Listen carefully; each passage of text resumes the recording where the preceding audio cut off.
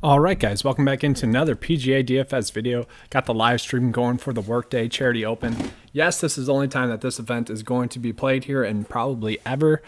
So, let's make it a good one this week.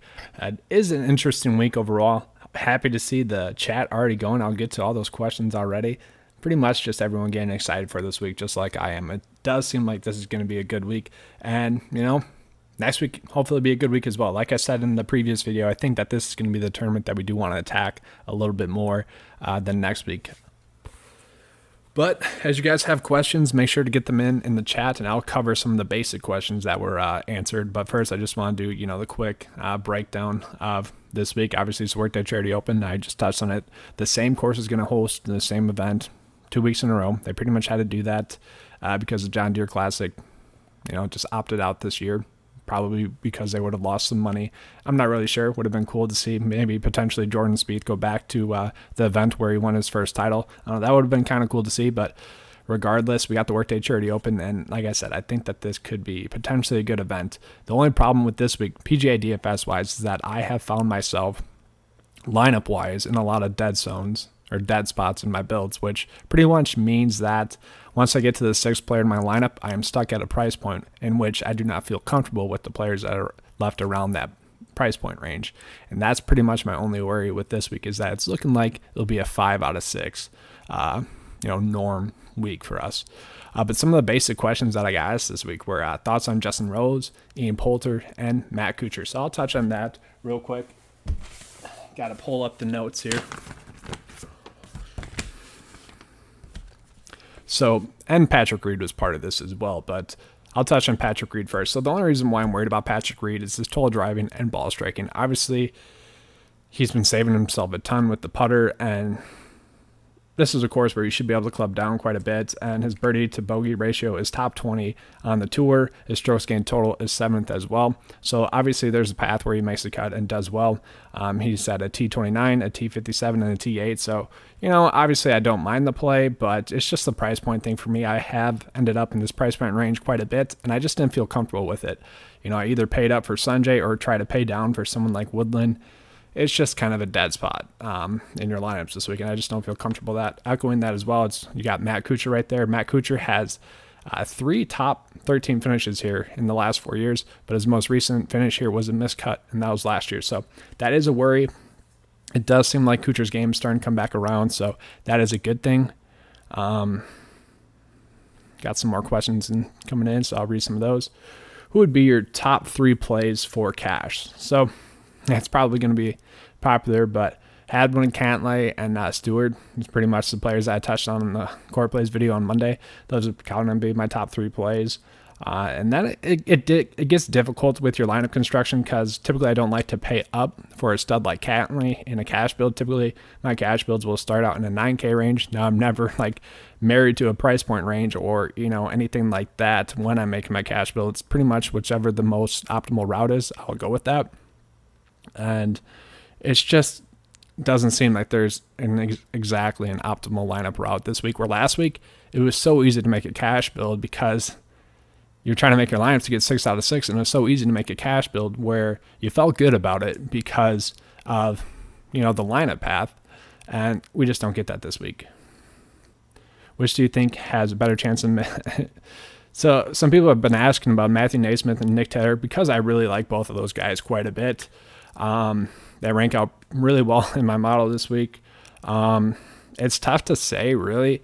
We haven't seen Nick Taylor yet. I would like to say Nick Taylor, but we just haven't seen him yet. If we had seen him and he had made a cut, I do think he'd be at least $1,000 more expensive than he is currently.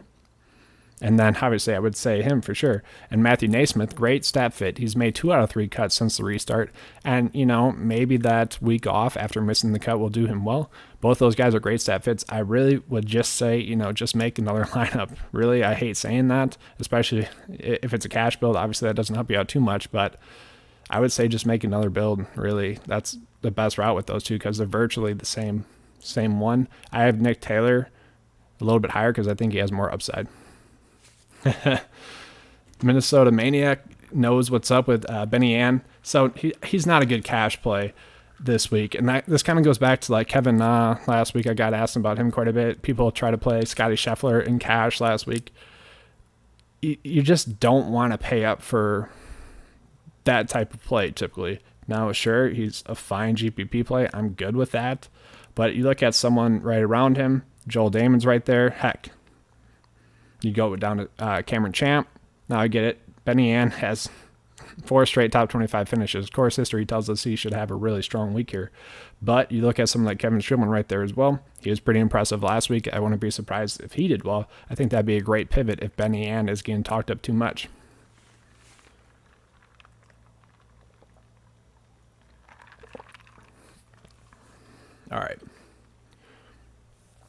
All right, so got a question. Gary Woodland and Adam Hadwin paired together for a cash lineup, or do you like one better than the other? So I do think that Adam Hadwin is the safer cash play. For me, when I'm making my builds, I want to see at least 3 mid cuts, recent form-wise. I like to see at least 3 straight top 30 finishes, or at least 1 top 30 finish at the course, and then I would say I want them to be top 30 in my model. So it's kind of my rules of 33, rules of 30 right there for me. Obviously, Woodland missed the cut recently, and he's kind of struggled recently as well. So I think Adam Hadwin's definitely the more safe option, but Gary Woodland just grades out really well. I'd be perfectly fine with both of them in cash, especially at their given price points. Steele, a good pivot. Yeah, so Brandon Steele actually is a strong pivot. Now, it's an interesting play, don't get me wrong, because his likelihood to make the cut is pretty low. But if he does make the cut, he's going to be a strong play. He's like the opposite of Emiliano Grillo for me this week. Grillo, I think, has a pretty strong likelihood to make the cut. I just don't see much pop with him. I think Brendan Steele is pretty much the exact opposite there. Just reading some more questions here. Favorite on Yahoo? All right, Grizz wants to get into Yahoo. I'll get into that, and I'll get into some of the other questions that are coming in. All right, so Yahoo for value. Typically I do like to find the 20K play or the $20 play on Yahoo that stands out. We don't really have that this week. I kind of went with Troy Merritt just because he was ball striking and total driving the ball really well last week. And, if he's doing that, he should be able to make the cut this week. It's just worrisome. The 20K range on Yahoo is pretty poor. But right above it, you got Brian Stewart at $24. That really stood out to me. Mark Hubbard at $26 on Yahoo. Great play. Maverick McNeely should make the cut. He's at $25. Those are all pretty decent value plays there. And then Adam Hadwin's definitely way too cheap on Yahoo as well. It's kind of the cheapest of the elite plays this week for us on Yahoo. Just a little bit on Troy Merritt as well since I brought it up. I brought him up on the podcast slightly yesterday, the betting podcast. But he had a T17 finish here last year, and then his only other start was 4 years ago, which was a miscut. But he's a guy that typically total drives the ball well and strikes the ball well. He's a really accurate player. Now, he hasn't been this year season long, but he has seemed to look very accurate recently. So that's kind of why I like him as that sub, that $20 play on Yahoo. All right, let me go back to the questions here, and then I'll get into the FanDuel plays here in a little bit.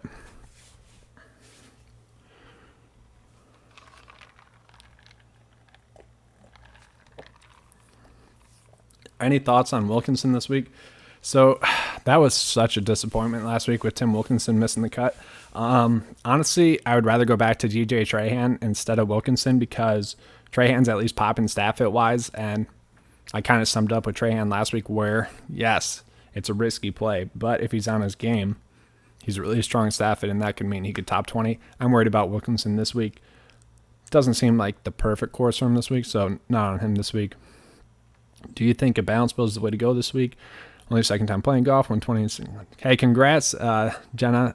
That's pretty awesome right there. So this week, it's a little bit different. Typically, I would recommend the balance build, and I do think, normally that's the strategy to go with. This week, it's a little bit different because you got Patrick Cantlay, Xander, Victor Hovland up there that are pretty strong plays to make the cut, and then Hideki's a strong play as well.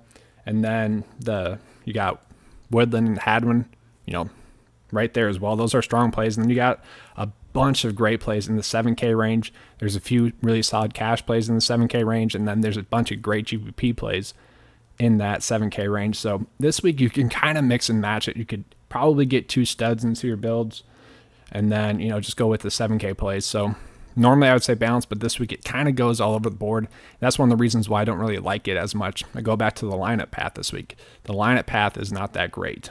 And what I mean by that is like the lineup path to a successful lineup. Like last week, it was really easy. The other few weeks, it was kind of more difficult just because of the pricing that DraftKings gave us for players that would, make the cut. Do you ever go with the hunch? Someone who has a little bit, but I really Connor there. So Connor's asking, do I ever go with a player that's just the hunch? A little bit, but not really. And they'll never be like a high exposure play or a core play. I need to have something behind it. You know what I mean? But like a low exposure play, I'll do that a little bit, or maybe a mid exposure play if I'm really kind of, feeling it. But no, I need to see something a little bit for them to really be, a standout play. And that's just either looking at the data or following them along throughout the previous tournament. It's just I need to see something prior to that. All right. Yeah, Ryan Armour. So I don't really like him this week, but I think last week was kind of more of a fluke with his high upside, but he does have 2 straight top 25 finishes here. He's an accurate player, and accurate players, typically make the cut a little bit more. I just don't like him this week, especially at that price point. I think I'd rather go with like Mark Hubbard or McNeely a little bit. All right. Reading some more questions here. Bud Colley. So not really on Bud Colley this week. T37 finish. He's an okay stat fit. He ranks out top 50. So he does rank out as someone that should make the cut. I don't like the price point. If he was a value play, maybe I'd go with it, but not really feeling it. Yeah, so Fuzzy Entertainment says that, Woodland has good course history, but you never know with him. So you don't, but I know that he's going to grind out a cut.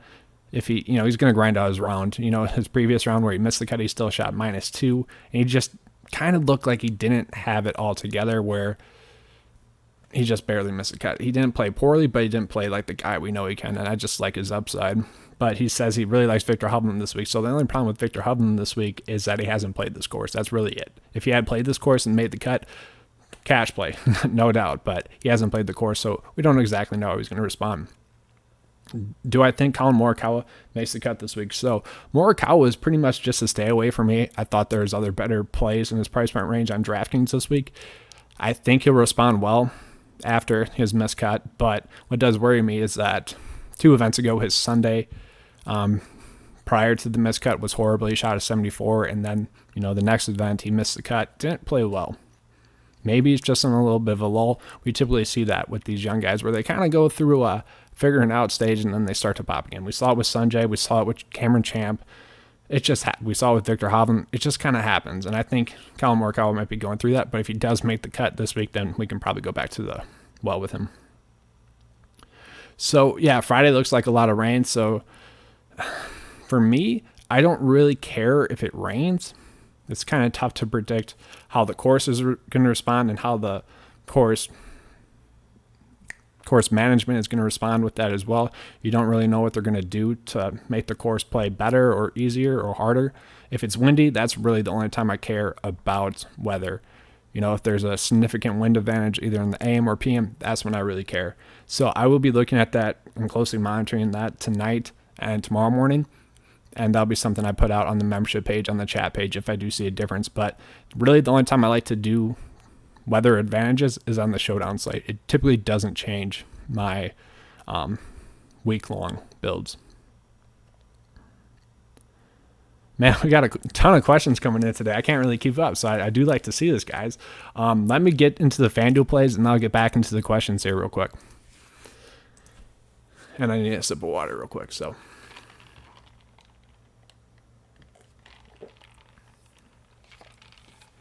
So the problem with FanDuel this week is that they did a really good job of pricing the same as DraftKings this week.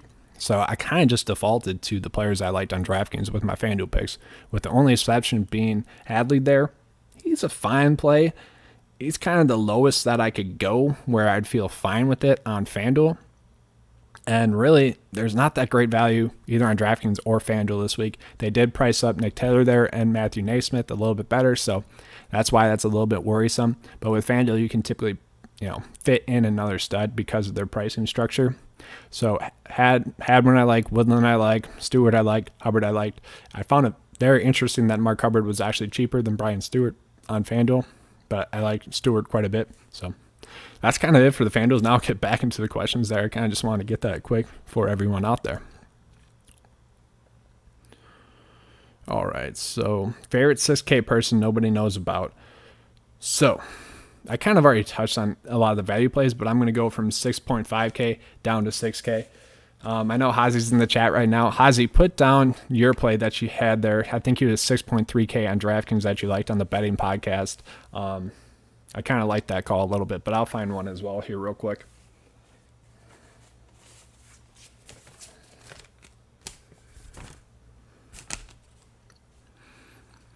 So for DraftKings, it would probably be Chess and Hadley as well, but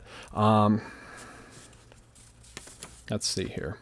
Oh, yeah, it's DJ Trahan for me, sorry. I don't want to go that low, though. I really don't. I really think Nick Taylor's the lowest value play you should go with and just move on from there. If you're a little bit lower, I really strongly think that you should adjust your builds because there's not like Bryson, Webb, and Hatton where we kind of should pay up for a stud this week. You don't have to this week. Now, I really like Cantlay, but I don't think you have to pay up for them. And even if you do, it's not really putting a strain on your build this week. It was Austin Cook. That's right. Because of his putting. That's right.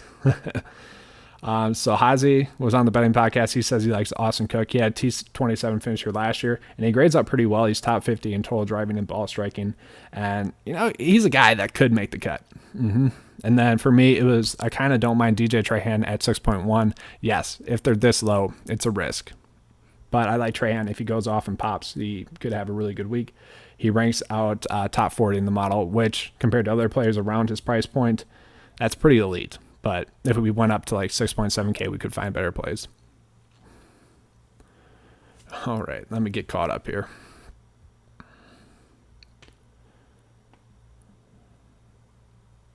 So Champ, no, I'm fine with Champ. I will say that Scotty Scheffler's right there as well. I don't mind him. A lot of people are going to bail on him because they've let him down the last few weeks, which they should have known that. At his price point last week, it was kind of iffy. Like I said last week, I would rather play Varner, but now Scheffler's price point has dipped quite a bit. He's a GPP play pretty much every week. He's one of those guys that could go off.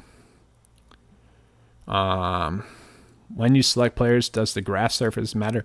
No, not for me. I kind of think that's a waste of time. It's more of a content filler for people looking at grass. Now, I do think it can be like a 50-50 decision maker if you're worried about two players. Let's say if you're looking at, I guess, Hadwin and Woodland, and one of them played a little bit better, and you're closing out your lineup, you could roll with that. But I think it's kind of a wasted amount of effort. You should really just be focusing in on 6 for 6 across the cut line. And I think that's kind of just the content filler that some people like to do. It's fun to look at, but at the end of the day, it doesn't really matter too much. So thoughts on Steele and Burns. So Burns I don't like. Steele I think is a fine GPP play. He's a guy that could go off. So typically Thursday AM or just AM in general is good to go for showdown slates. If you are worried about weather and you don't have a ton of lineups already submitted, do one that favors the AM and do one that favors the PM tee times. That way, if the weather is a significant advantage, that you at least have one that's not dead. And I was looking at the tee times. There's plenty of lineup routes that you can go with that. How much Brooks you rolling with? Let's get there. 0. Don't have any Brooks this week. Now, I think he could win, but I don't think it's a mistake to not be on him because of Xander and Patrick Cantlay right there. On paper, those are the better plays, and that's why I'm rolling with it. If Brooks was standing out a little bit more, then I'd be fine with it. But it's more of there's just slightly better plays at his price point range, so that's why I'm sticking off of him. Thoughts on Connors? I do like Connors for GPP, Hazy. We know that Connors is typically a good ball striker and total driver. He ranks top 20 in both of those right now. If he can just kind of clean up the rest of his game, he could really go off. I don't mind him at all. He grades out really well in the model. He's top 25, so I really don't mind him.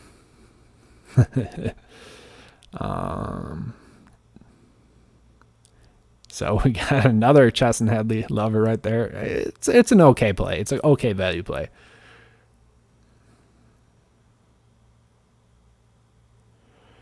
So without just saying my core plays for the Showdown slate. So that's the thing for round 1 on the Showdown slate. If I'm reading this correctly, I typically will just roll with my main build. Sometimes the Showdown contests are a little bit softer pricing, so you could fit in another stud in there. So, I'll typically try to do that. But honestly, for round 1, I typically just roll with my, top build, my main build of the week, because more times than not, it does have a really strong day 1.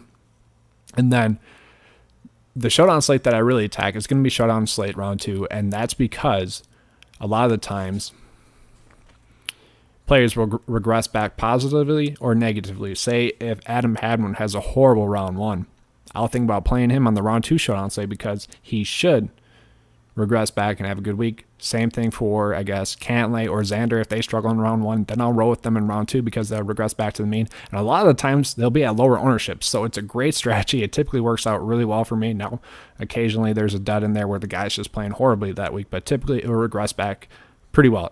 I think a perfect example would be Scotty Scheffler last week. He was pretty high owned.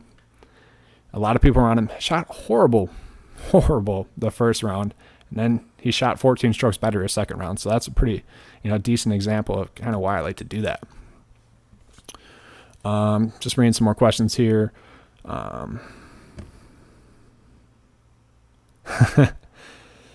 Yeah, I do wonder if Brooks is mad about the whole Bryson thing, but whatever. Let me pull up Bohag here. Hey,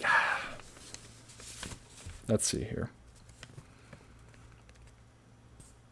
Do you have his price point?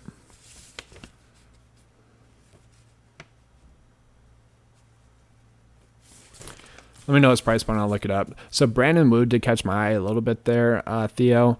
I wasn't. I didn't end up on him. It's not a play that I want to talk you out of, but I don't want to encourage it either. It's kind of, if you end up on him as your last play in your build, sure, that's fine. Roll with it. Scheffler, positive regression. He could easily top 20 this week. He really could. And it wouldn't really, it's not going to surprise anyone. He's just a GPP play. Don't play him in cash. He could work out in a GPP lineup pretty well. And, going back to the Showdown thing, you could roll with him in a Showdown slate potentially as well. All right, so Boat is 6K. Let's see here.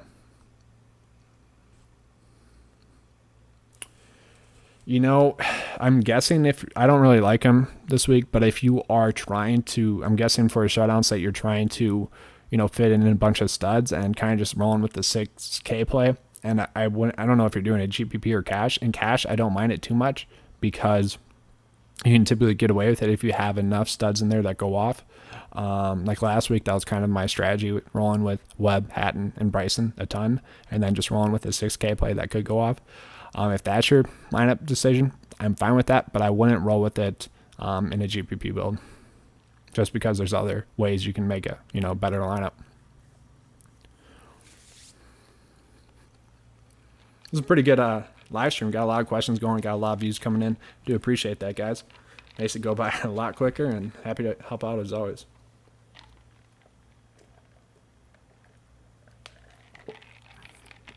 Got the Fear the Deer Bucks Cup going. NBA season starting up here in a little bit. Probably will have some NBA DFS content in a little bit as well. Oh, then, if your lineup construction's good there, Super Pete, and you feel good about everyone else in that Showdown build, yeah, go with it. I get it. I get the lineup construction. That does make pretty good sense. No for me there, James. Like I said earlier, I don't really think we have to go below 6.5K on DraftKings this week. I think that really hinders your lineup construction this week if you do that. I am on the membership page. Do want to touch on that real quick. Had a ton of people join this week, mostly because of the success we've had this year after the break especially. But last week obviously was a really good weekend. I'm really hoping that continues this week. But happy to see all the new members in there. If you guys are interested in joining, it is $10 a month. It's the best value out there for PGA DFS. And like I said, we've had some pretty good success, especially last week. Just water. I'm pretty parched. I don't know if this is a thing, but I have the coffee mouth going where it's a little bit dry. So just have water this week. And it's really hot out. It's like 94 out right now. So the water is definitely needed. Thompson, Norlander, or Rewinski. Norlander for me. The guy's been a stud so far since break. I don't know how you go, wrong with that play. He's a good ball striker, good total driver. I'd roll with him. I saw Werenski getting talked up a little bit more than he should be this week, which is kind of worrisome for me. He did catch my eye when I was doing my first look and then didn't see it. So thoughts on Sanjay this week? That is a good question. Let me pull him up here on the sheet. So we did touch on this a pretty good amount on the betting podcast as well. He is one of those players that I think his game, he's just trying to find his game, I guess. Yes, he's been struggling, but at least he's been making the cut. He's typically a cut maker, and he's typically a guy that's going to grind out a cut. Now, the price point is fair. If he was over 9K, I probably wouldn't be touching him, but he's right at that price point, like I said, that I've ended up on quite a bit, with Patrick Reed being right there, Mark Leishman. If I have 100 left over, I've been going with Sanjay. If I didn't have 100 left over, I'm pretty much been changing my build or dropping down to Woodland, which I don't exactly like because that's a lot of money left on the table. But Sanjay, he had a T57 finish here last year. We know he grades out really well as a player. I think the form will come around for him. He's a guy that really grinds it out. He's on the range trying to figure it out, and I think he will. If anything, he'll make it cut. He's kind of Jordan Spieth, but with good stats, if you will, where it can point to a make cut a little bit more. Now, Jordan Spieth typically does grind out cuts as well. He's done pretty well at this course previously, obviously. So I don't mind Jordan either, but I don't want to go out of my way to get him. That's kind of the 8K range this week, other than Garrett Woodland and Hadwin. There is one other player that I do want to mention before we wrap up here. So if you guys have any more questions, get them in, or else I'll be wrapping up here shortly. But I do want to mention Joaquin Niemann. So I have mentioned that I've ended up in that 8K range a ton. And so because of that, I had to do a little bit deeper digging than I typically would, because I wanted to find the best play that I could find in that 8K range. A lot of times people will ask me, hey, who'd you end up on more later on in the week than you were in earlier in the week? For me, that was Joaquin Niemann this week. He has 2 straight top 30 finishes here at this course, including a T6 2 years ago. He's in okay, recent form. He's made 3 straight cuts. I'll take that any day of the week. And he ranks out as a top 33 stat fit. So, he's kind of checking all the boxes. So I don't mind him at that price point. I think the reason why I glanced over him was because I saw Woodland and Hadwin at those price points, and I went with it. I was like, that's way too cheap for me. All right, if no one has any more questions, I'll, wait it out about 30 more seconds here, and I'll be wrapping it up here.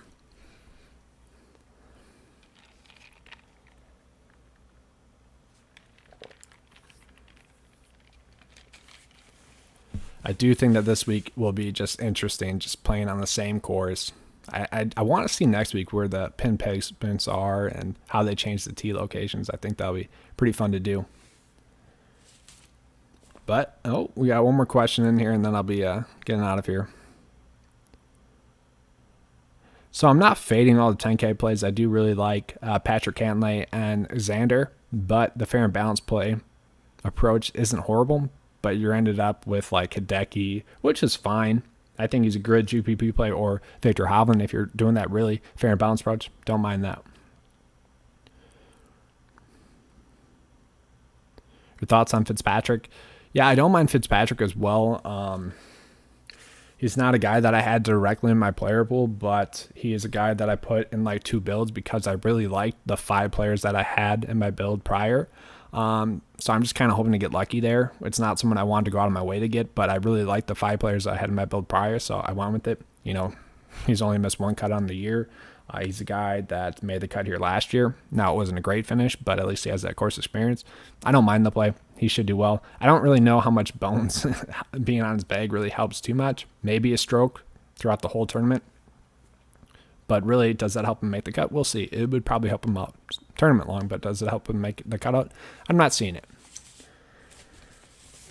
All right, guys, I'm going to be heading out here, but once again, I just want to echo, really appreciate the support 9 to 5 has been getting pretty much the last month, and especially this week. Had a ton of new subscribers, had 100 over this month, had a bunch of new members coming in, over 20 this month, so it was great to see.